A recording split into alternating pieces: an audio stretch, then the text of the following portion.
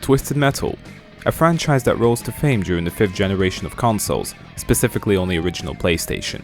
The concept is very easy to grasp, a demolition derby with different weapons like machine guns, rockets, mines, etc. that can be used to eliminate all of your opponents in the area.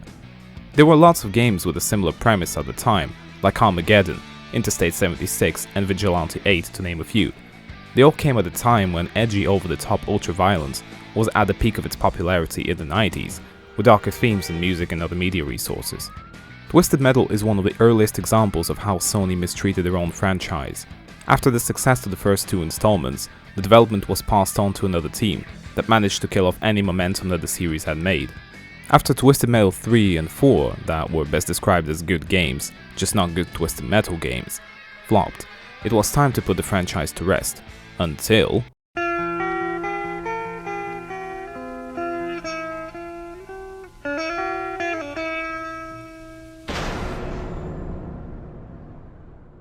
Twisted Metal Black came out in 2001 and was the first reboot of the franchise, offering a darker, mature tone when compared to the somewhat silliness of the PS1 games. With most of the original creative staff back at the wheel, it was time to bring back the game that defined the genre of vehicular combat in the 90s. And they did just that. The game received high praise from both the critics and the fans, selling over 5 million copies in North America alone.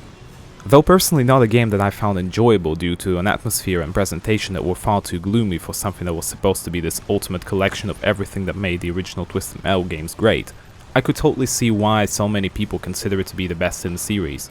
All of the best parts from the previous installments are in place and upgraded, from the list of characters with unique stories to graphics and weapon choice. It would be the definitive Twisted Metal experience, if not for the extreme focus on making Black as dark and depressing as possible. In my opinion, games like this should not be only easy to pick up, but also give the players an incentive to do so with great sound design, visual presentation, and solid gameplay.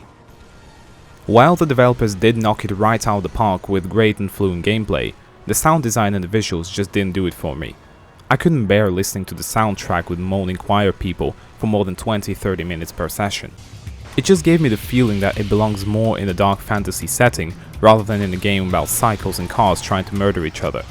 Visually, it's also not the nicest game in my opinion, and I'm not talking about the graphics quality. It's more about the presentation, the color palette, the overall tone. This was of course intentional, as the developers decided to make Twisted Metal Black a far more mature feeling game with duller colors. After that came a PSP game called Twisted Metal Head-On, and its subsequent PS2 port with the added subtitle Extra Twisted Edition. This installment was a return to the series' cartoony and colorful roots, and felt more like an actual successor to the original Twisted Metal games, rather than the follow-up to Twisted Metal Black. I'm not going to talk much about this game, though it is considered to be a pretty solid entry in the series, and a good launch title for the PSP.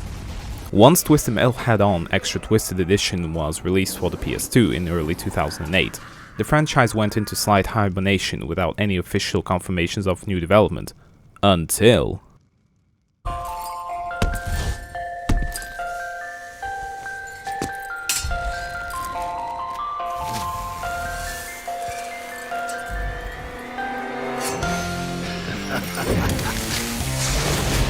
Light 'em up, boys.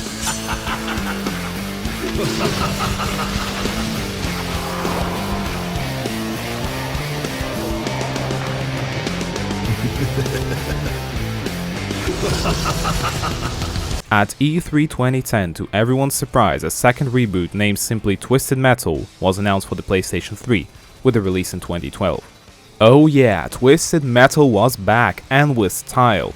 A banging soundtrack, updated graphics, with solid gameplay, everything was looking bright for the series.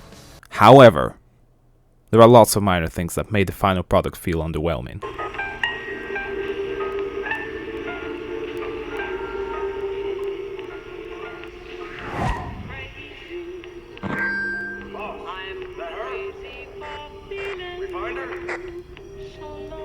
No, just more trash on the side of the road.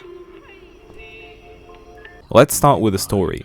Once again, just like in most Twisted Metal games, the story is focused around a tournament held by a mysterious man named Calypso, who promised to grant any wish to the victor. But this time there are only 3 characters that we get to play as, each with their own separate campaign, cutscenes, backgrounds, and an initial goal. The maniacal ice cream truck driving clown Sweet Tooth, who wants to find the one member of his family whom he didn't kill once he went full crazy.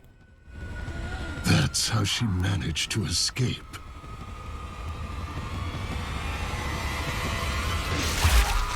The dark and gloomy Mr. Grimm looking to go back to the past to play some shitty games that suck ass.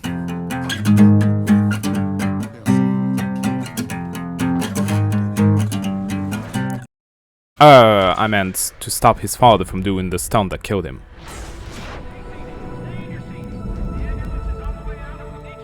That night I learned the truth. The world don't give a crap about you, so I figured I might as well return the favor. And last but not least, the ex-model turned psycho Dollface with the wish to remove the mask that became her very own prison after a failed attempt to return her beauty. In this contest, Calypso will help me.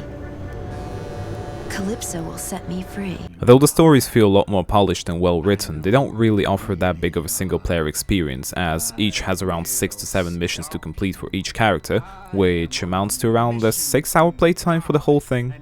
I mean, it would have been nice to have more stories like they did with our weird trio, but it was not meant to be for a few reasons. Some made sense, while others were pretty bizarre. For example, saying that the campaign was cut short because YouTube would spoil it does sound interesting. But in reality, the story was so short, most likely due to how the game was initially developed. It started off as a budget PSN game, which was later upgraded to a $40 multiplayer-only title, and only after some time Sony requested to add the single-player campaign. I do understand that this happens from time to time when the scope of the game gradually increases as the development goes on, but I can't help thinking that we could have gotten a far better and well-rounded product if Sony actually cared about the game from the start, because even this excuse for story mode was made very well. Then there's the gameplay. And for the most part, it's twisted metal like we all know and love. Big arenas, many guns and vehicles to choose from, including a helicopter. Satisfying kills, tight controls with some quality of life improvements, like a far more precise auto-aim for the missiles. The cars feel different from one another, and your choice has a big impact on the outcome of the event. I really enjoyed this strategic element of choosing the right set of wheels to do the job, and the backups. What's cool is that you could win with almost any vehicle, but some are just better equipped for a specific event. There's the classic deathmatch with the goal to destroy all of your enemies, a cage mode where you need to defeat all of your opponents while staying in a certain area that constantly moves, Juggernaut in which you battle against a lorry turned into a road fortress with many guns and bombs that also shits out enemies every 90 seconds, different races that have you driving from point A to point B before everyone else, and then there are 3 boss battles at the end of each respective chapter. Your last died, they began to build this in his honor. They say one day that It's great to have some variety and everything would be perfect had the developers not decided to use the exact same control scheme for every event and add generic races into the game. Sure, they still had a wicked flavor to them by adding stipulations like blowing everyone up once you cross the finish line, but the issue here are the controls. While they work perfectly fine in a classic arena-style deathmatch or Juggernaut hunt, which essentially is the same thing as a deathmatch, but there's a big-ass lorry with a ton of guns that roams around the map and occasionally shoots out new enemies, but trying to use them in a race situation where you actually need to be precise is a terrible idea. Combine that with the AI opponents that do everything to make your life a misery, and you get many resets, outbursts of rage, foul language, and questions about all of the decisions made in life up to this point. And then there's the helicopter level that will either leave you scarred for life and without the will to live, or turn you into a person that can do just about anything with his fingers. I'd say it's a 50-50 chance. Other than that, it's a pretty solid game that is especially fun when played with a group of friends during one of those crazy couch co-op parties, or an online all-nighter with buddies from across the world. It becomes pretty clear that Twisted Metal 2012 is a multiplayer game first, which isn't really surprising, considering that it isn't a franchise with a heavy focus on telling a compelling story. Just good old-fashioned dumb fun for everyone to enjoy. And the music, fuck me, it's so good! I understand why this game was so hard for me to play sometimes, with all the headbanging to Rob Zombie, Airborne, Sepultura, Judas Priest and other insane bands. I'm surprised that my brain didn't fall through my nostrils, the music slaps so hard. Props to the guys responsible for the soundtrack. And the original tunes written for this game are also amazing. Sound-wise, Twisted Metal 2012 is an absolute joy. Twisted Metal is one of those old, mostly forgotten gaming franchises, with its roots deep in the PlayStation days. It is a series from a simpler time when not every game had to have a massive budget, a vast open world, an incredible story, and 20+ hour campaigns. Twisted Metal comes from a time when games were just fun. You could just pick up a controller and get the hang of things in less than 10 minutes, without overloading yourself with all the irregular nonsense that most modern games are full of. Unfortunately, this came at a price. Even the more recent installments felt more like a 90s game with relatively modern graphics, rather than a full-fledged reimagining of the franchise. And in the early 2010s, this didn't bode well with the audience. It's been a decade since the last Twisted Metal game came out, and based on the commentary from the series creator David Jaffe, it doesn't seem like we're getting a sequel anytime soon.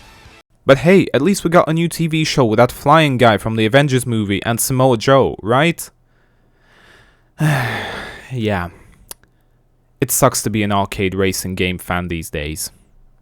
It truly does. My only hope is that Sony eventually decide to actually start making fun games again and bring back the wackiness and solid experiences that got the PlayStation to where it is today.